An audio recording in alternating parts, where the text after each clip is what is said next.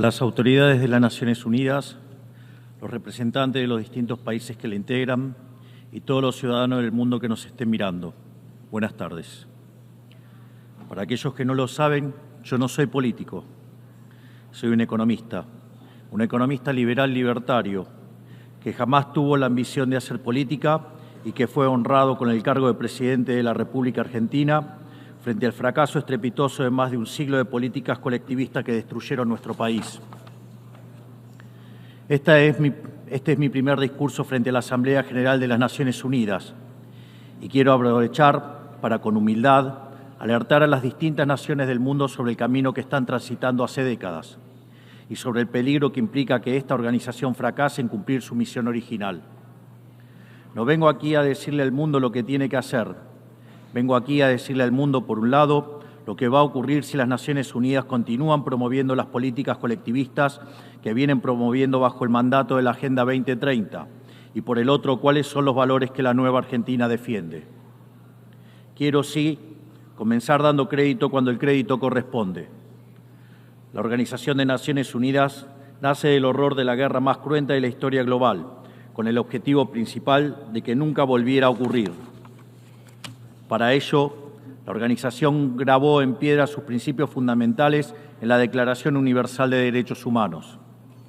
Ahí se consignó un acuerdo básico en torno a una máxima, que todos los seres humanos nacen libres e iguales en dignidad y derechos. Bajo la tutela de esta organización y la adopción de estas ideas, durante los últimos 70 años la humanidad vivió en periodo de paz global más largo de la historia, que coincidió también con el periodo de mayor crecimiento económico de la historia. Se creó un foro internacional donde las naciones pudieran dirimir sus conflictos a través de la cooperación, en vez de recurrir instantáneamente a las armas, y se logró algo impensado: sentar de manera permanente a las 5 potencias más grandes del mundo en una misma mesa, cada una con el mismo poder de veto, a pesar de tener intereses totalmente contrapuestos. Todo esto no hizo que el flagelo de la guerra desapareciera, pero se logró por ahora que ningún conflicto escalara a proporciones mundiales. El resultado fue que pasamos de tener 2 guerras mundiales en menos de 40 años, que en conjunto se cobraron más de 120 millones de vidas, a tener 70 años consecutivos de relativa paz y estabilidad global, bajo el manto de un orden que permitió al mundo entero integrarse comercialmente, competir y prosperar. Porque donde entra el comercio no entran las balas, decía Bastiat.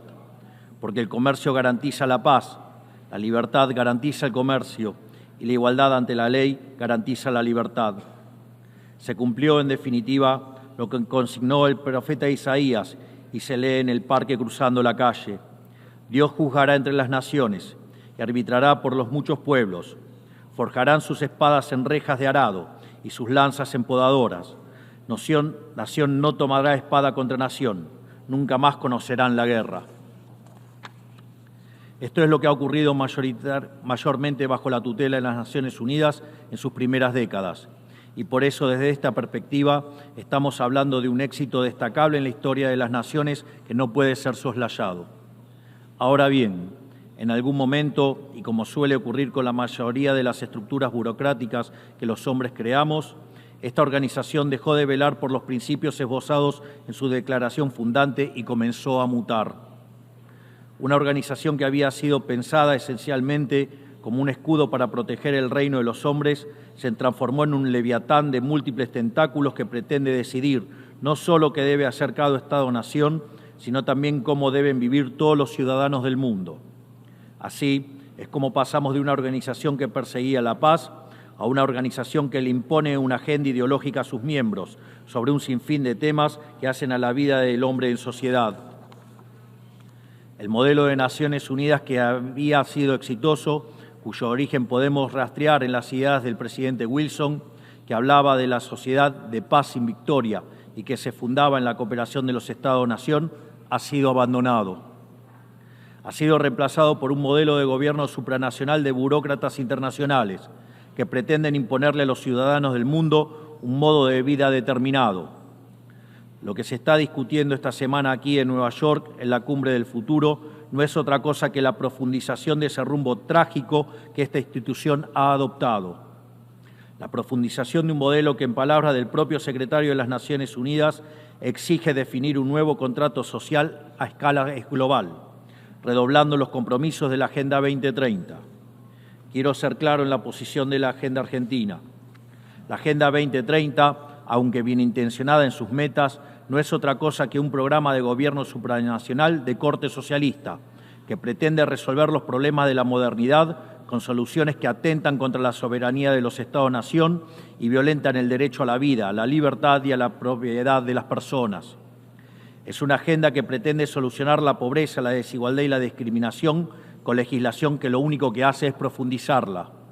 Porque la historia del mundo demuestra que la única manera de garantizar la prosperidad es limitando el poder del monarca, garantizando la igualdad ante la ley y defendiendo el derecho a la vida, a la libertad y a la propiedad de los individuos. Ha sido precisamente la adopción de esa agenda que obedece a intereses privilegiados y el abandono de los principios esbozados en la Declaración Universal de Derechos Humanos de las Naciones Unidas lo que tergiversó el rol de esta institución y la puso en una senda equivocada. Así, hemos visto cómo una organización que nació para defender los derechos del hombre ha sido una de las principales propulsoras de la violación sistemática de la libertad, como por ejemplo con las cuarentenas a nivel global durante el año 2020 y que debería ser considerado un delito de lesa humanidad. En esta misma casa, que dice defender los derechos humanos, han permitido el ingreso al Consejo de Derechos Humanos a dictaduras sangrientas como la de Cuba y Venezuela sin el más mínimo reproche. En esta misma casa, que dice defender los derechos de las mujeres, permite el ingreso al Comité para la Eliminación de la Discriminación contra la Mujer a países que castigan a sus mujeres por mostrar la piel. En esta misma casa, sistemáticamente, se ha votado en contra del Estado de Israel, que es el único país de Medio Oriente que defiende la democracia liberal, mientras se ha demostrado en simultáneo una incapacidad total de responder al flagelo del terrorismo. En el plano económico, se han promovido políticas colectivistas que atentan contra el crecimiento económico, violentan los derechos de propiedad y entorpecen el proceso económico natural, llegando a impedirle a los países más postergados del mundo gozar libremente de sus propios recursos para salir adelante. Regulaciones y prohibiciones impulsadas precisamente por los países que se desarrollaron gracias a hacer lo mismo que hoy condenan. Se ha promovido además una relación tóxica entre las políticas de gobernanza global y los organismos de crédito internacional, exigiéndole a los países más relegados que comprometan recursos que no tienen en programas que no necesitan, convirtiéndolo en deudores perpetuos para promover la agenda de las élites globales.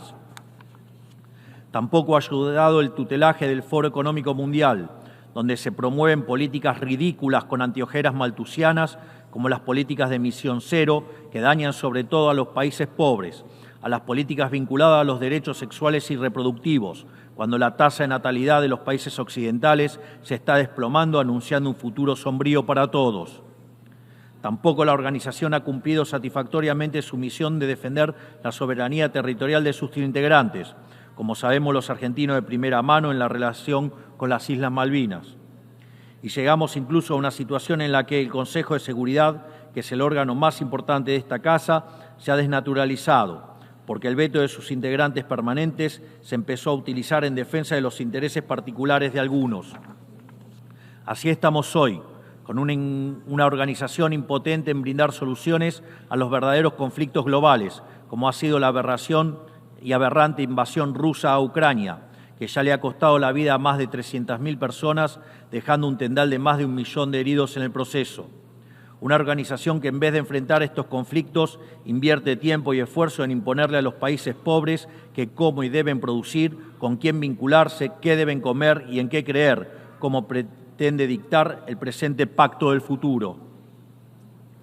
Toda esta larga lista de errores y contradicciones no ha sido gratuita, sino que ha redundado en la pérdida de credibilidad de las Naciones Unidas ante los ciudadanos del mundo libre y en la desnaturalización de sus funciones.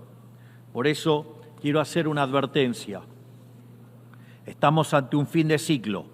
El colectivismo y el postureo moral de la agenda woke se han chocado con la realidad y ya no tienen soluciones creíbles para ofrecer a los problemas reales del mundo. De hecho, nunca las tuvieron.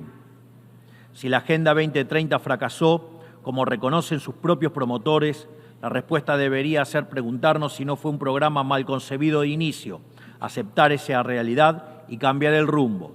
No se puede pretender persistir en el error redoblando la apuesta de una agenda que ha fracasado. Siempre ocurre lo mismo con las ideas que vienen de la izquierda.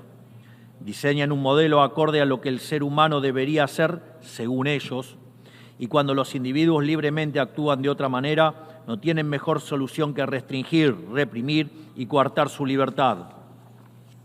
Nosotros en Argentina ya hemos visto con nuestros propios ojos lo que hay al final de este camino de envidia y pasiones tristes. Pobreza, embrutecimiento, anarquía y una ausencia fatal de libertad. Todavía estamos a tiempo de apartarnos de ese rumbo. Quiero ser claro con algo para que no haya malas interpretaciones. La Argentina, que está viviendo un proceso profundo de cambio en la actualidad, ha decidido abrazar las ideas de la libertad. Esas ideas que dicen que todos los ciudadanos nacemos libres e iguales ante la ley, que tenemos derechos inalienables otorgados por el Creador, entre los que se encuentran el derecho a la vida, a la libertad y a la propiedad. Esos principios que ordenan el proceso de cambio que estamos llevando adelante en la Argentina son también los principios que guardarán nuestra conducta internacional a partir de ahora. Creemos en la defensa de la vida de todos. Creemos en la defensa de la propiedad de todos. Creemos en la libertad de expresión para todos. Creemos en la libertad de culto para todos. Creemos en la libertad de comercio para todos. Y creemos en los gobiernos limitados, todos ellos. Y como en estos tiempos lo que sucede en un país impacta rápidamente en otros, creemos que todos los pueblos deben vivir libres de la tiranía y la opresión, ya sea que tome forma de opresión política, de esclavitud económica o de fanatismo religioso. Esa idea fundamental no debe quedarse en meras palabras, tiene que ser apoyada en los hechos, diplomáticamente, económicamente y materialmente, a través de la fuerza conjunta de todos los países que defendemos la libertad. Esta doctrina de la nueva Argentina no es más ni menos que la verdadera esencia de la Organización de las Naciones Unidas, es decir, la cooperación de naciones unidas en defensa de la libertad. Si las Naciones Unidas deciden retomar los principios que le dieron vida y volver a adaptar el rol para la que fue concebida, cuente con el apoyo inclaudicable de la Argentina en la lucha por la libertad. Sepa también que la Argentina no acompañará ninguna política que implique la restricción de las libertades individuales, del comercio ni la violación de los derechos naturales de los individuos.